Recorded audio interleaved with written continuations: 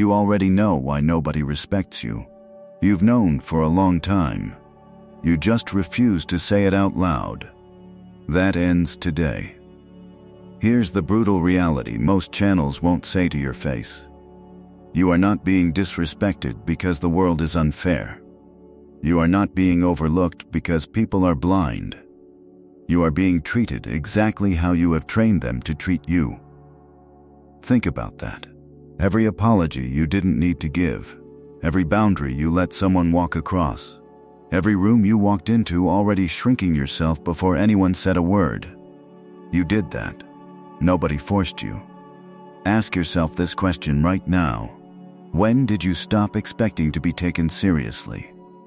Machiavelli, the most dangerous political philosopher who ever lived, wrote The Prince in 1513 as a surgical manual for power, not theory, not philosophy club. A field manual for operating in a world full of wolves. He understood something that the self-help industry will never sell you because it doesn't feel good in a motivational poster. He wrote, "It is better to be feared than loved, if you cannot be both." Notice what he did not say. He did not say be kind. He did not say work harder. He did not say wait your turn. He said engineer how others feel in your presence. You haven't been doing that, and they can smell it.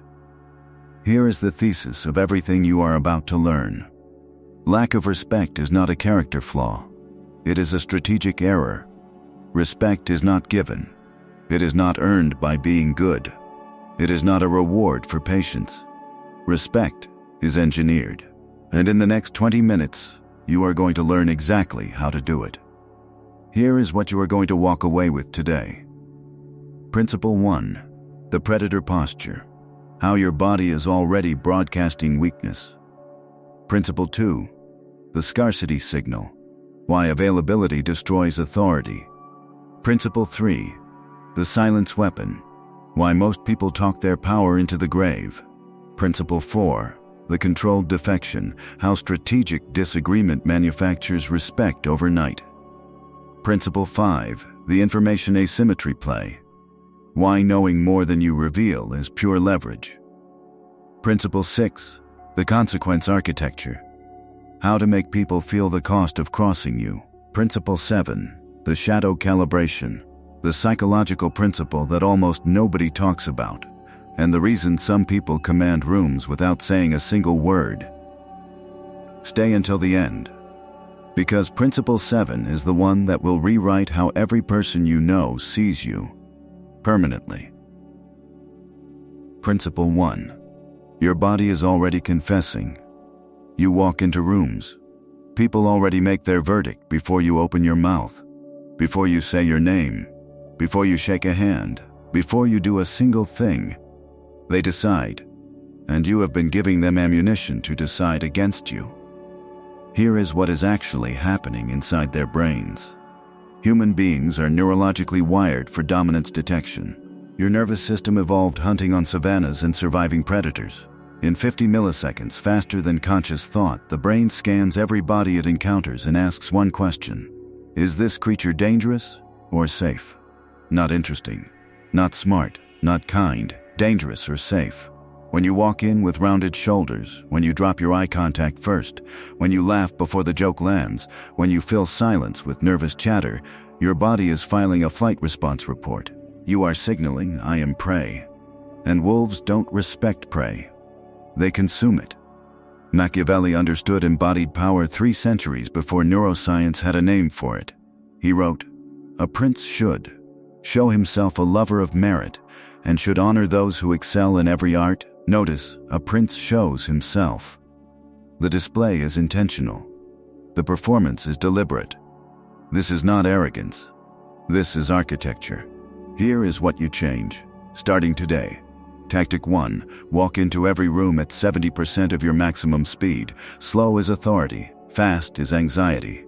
Tactic 2. When someone speaks to you, let a half beat of silence pass before you respond. Not rudeness. Wait. You are signaling your words matter. Tactic 3. Drop your chin slightly. Hold eye contact 3 seconds longer than feels comfortable. Count it. 1, 2, 3. Watch what happens. The other person looks away first. That is not a small thing. That is a dominant signal so ancient it predates language. Tactic 4. Take up space physically. Elbows out. Feet shoulder width. Spine stacked. You are not a guest in the room. You are the environment. Your body is not decoration. It is your opening statement. Fix the posture, and you fix the first impression. But posture alone is not enough, because there is something else you are doing that is destroying your perceived value before you even make a move. Stay with me. Principle 2. Availability is the enemy of authority. Ask yourself this honestly. How available are you? Do you respond to messages the moment they arrive? Do you rearrange your schedule when someone asks? Do you show up whenever you are needed, for whoever needs you, as fast as humanly possible? You think that makes you valuable. It does the opposite. This is basic economic law applied to human psychology. Scarcity drives value. Abundance destroys it. Water is everywhere. Diamonds are rare. Which one do people die for? When you are perpetually available, when you pick up on the first ring, when you cancel your plans, when you say yes before the question is finished, you are flooding your own market. You are announcing, I have nothing more important than your demands. And people will believe you. They will use you accordingly. Robert Greene built his entire framework in the 48 Laws of Power on this principle. Law 16. Use absence to increase respect and honor. Machiavelli put it more surgically. Men are so simple of mind and so much dominated by their immediate needs that a deceitful man will always find plenty who are ready to be deceived. The deceit here is not manipulation. The deceit is allowing people to believe you are rarer than you think you are. And here is the dark truth. You are not rare because people haven't noticed your gifts. You are not rare because they're too stupid to see your value. You are not rare to them because you have never made them feel what your absence feels like. Here is your surgical intervention. Tactic 1. Introduce deliberate latency into your responses, not games, not cruelty. Strategic delay. Let people sit in the space where your attention used to be immediate. Tactic 2. Say no to one thing this week that you would normally say yes to. Watch the person's reaction. Scarcity just became real to them. Tactic 3. Leave social situations before they end. Exit early. The person who leaves first is never the least powerful in the room. Tactic 4. Stop explaining your unavailability. You do not owe an accounting of your time. I can't make it as a complete sentence. The more you explain, the more you reveal the need for their approval. Cognitive dissonance will kick in. When you are suddenly less available, people will manufacture reasons you must be important. The human brain cannot tolerate unexplained scarcity. It fills the gap with status. Let it fill. You have fixed your body. You have created scarcity.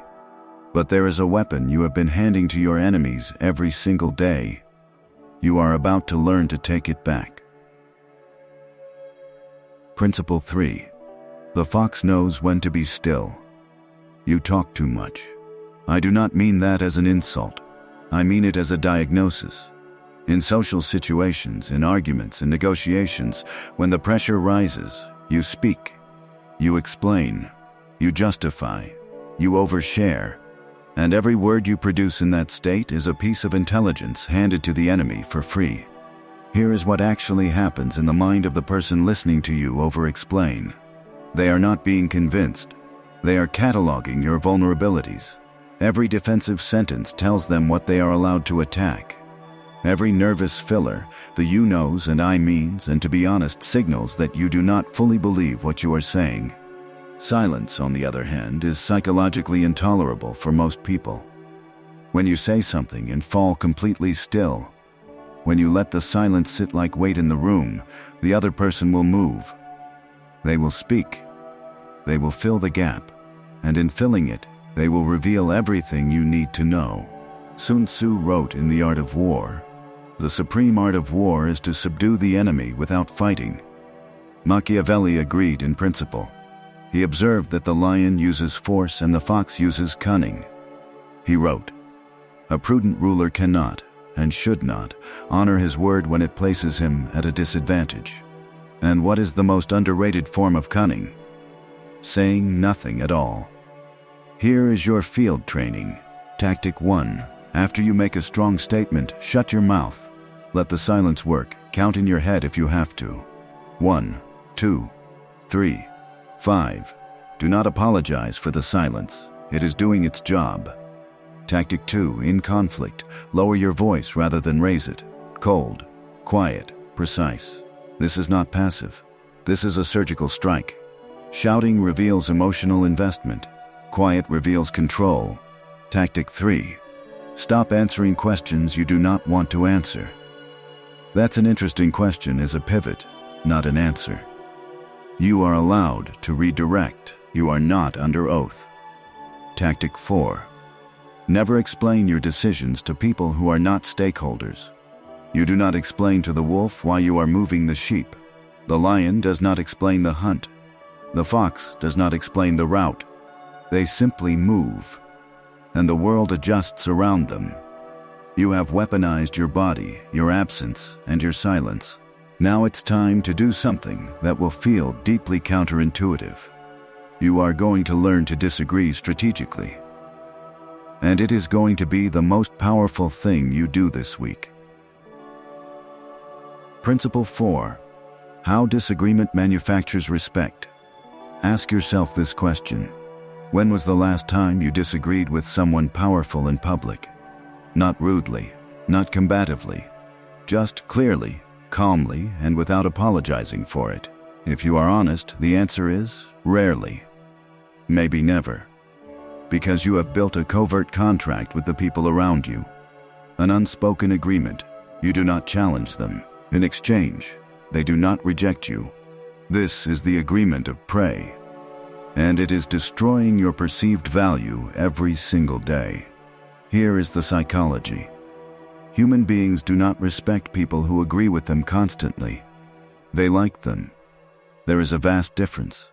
Your neighbor likes their dog. They respect their doctor. Likability is comfortable. Respect is earned through friction. When you agree with everything, you become a mirror.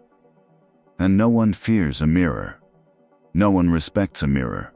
A mirror holds no power of its own. But when you push back, when you say calmly and clearly, "I see it differently, and here's why," something shifts in the other person's nervous system. They recalibrate. They think, "This person has standards. This person cannot be managed easily." And suddenly, you are not a mirror. You are a force they have to negotiate with. Machiavelli wrote this about advisors, but it applies to every relationship you have. For there is no other way to guard yourself against flattery than by making men understand that telling you the truth will not offend you. Be the person who tells the truth. Be the person who cannot be flattered into compliance. That person is rare. That person is respected. Tactic 1. Identify one area this week where you have been agreeing out of social comfort, not genuine belief. Prepare a single, clear counter position. Deliver it calmly. Tactic 2. Use the defection frame. "I respect your view.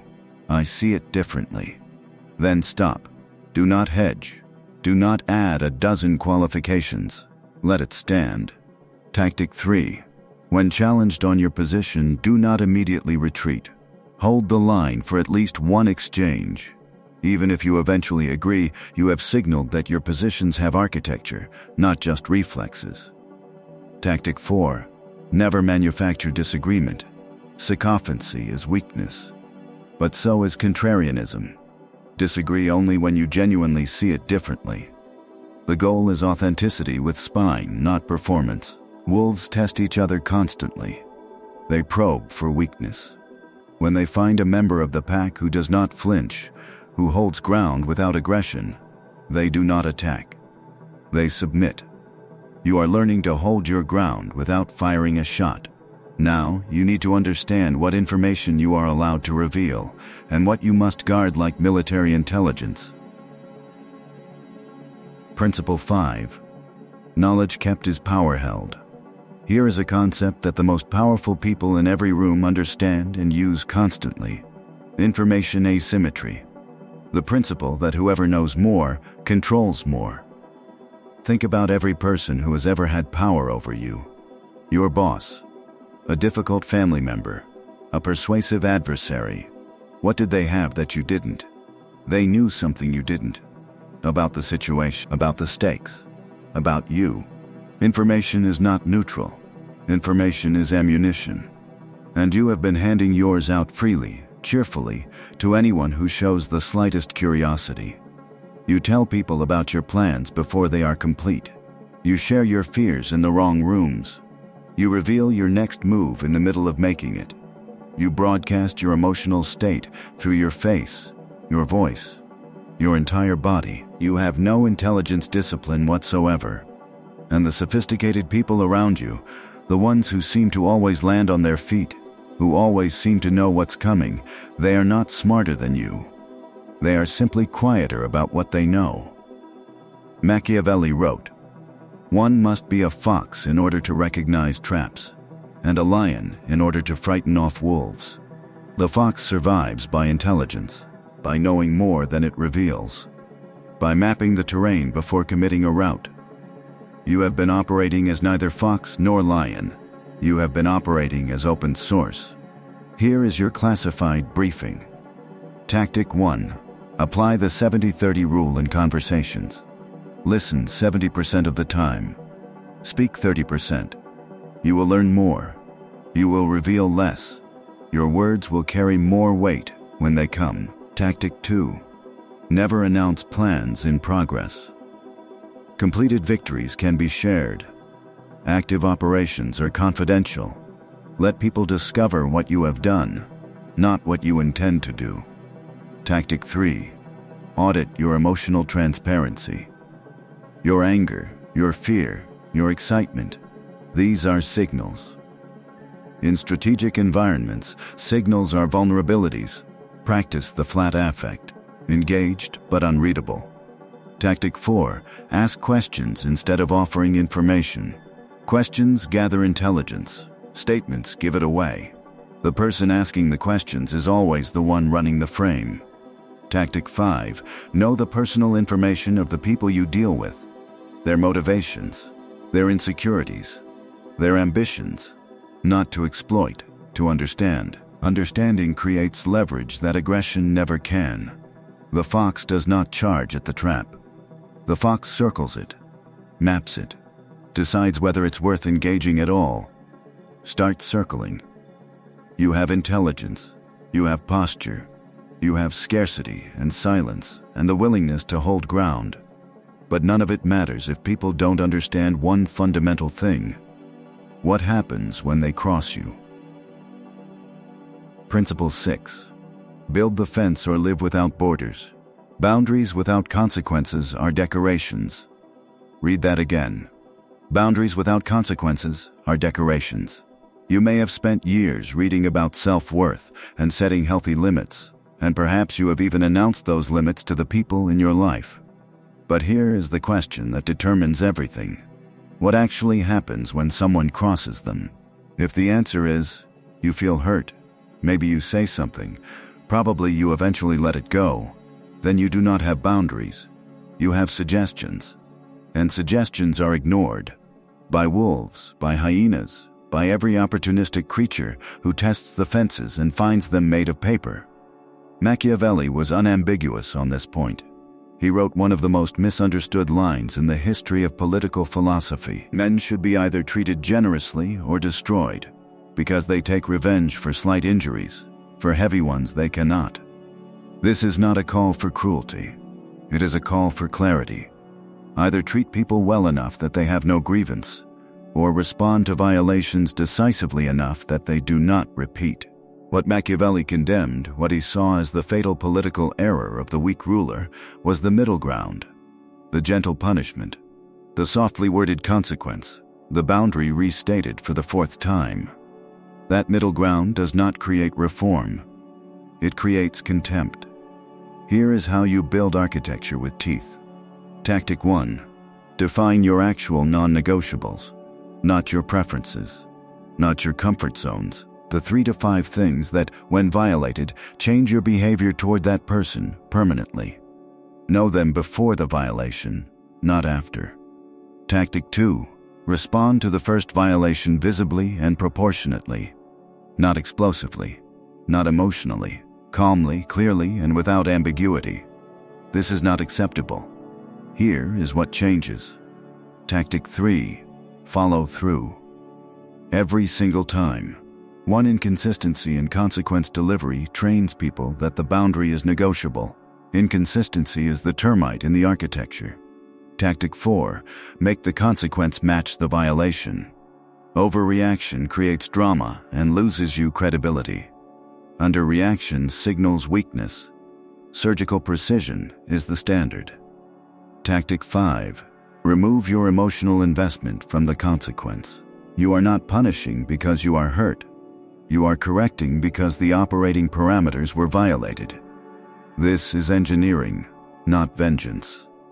The predator does not threaten its prey. It does not warn repeatedly. When the decision is made, it moves. Be the creature that moves when it says it will move. You have almost everything. 6 principles that, applied together, begin reshaping how every person in your life perceives you.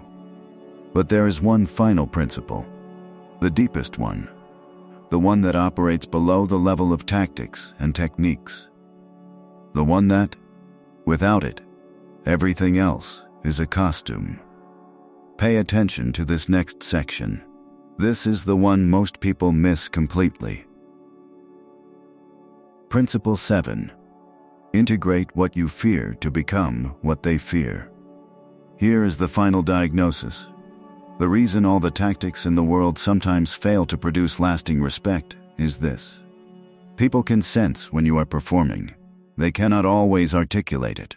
They cannot put words to it. But something in their primal detection system registers the gap between the face you are wearing and the creature underneath. They sense inauthenticity the way a dog smells fear, and they respond accordingly. Carl Jung called this the shadow, the part of your psychological self that you have rejected, suppressed, and refused to acknowledge. Your capacity for anger, your ruthlessness, your willingness to act in your own interest without apology, your competitive drive, your desire for power and recognition. You were trained to be ashamed of these things.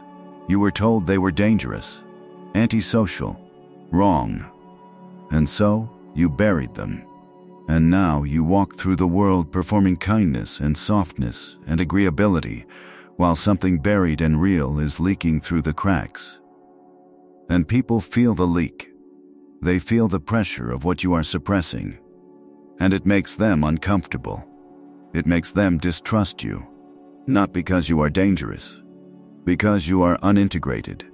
The truly powerful person is not the one who has no darkness. They are the one who has looked at their darkness directly, named it, and learned to deploy it with precision. The lion does not apologize for having claws. The fox does not feel guilty about its cunning. They simply are what they are, fully, without internal conflict, and that wholeness, that settled, unashamed authenticity is what radiates as the kind of presence that stops rooms.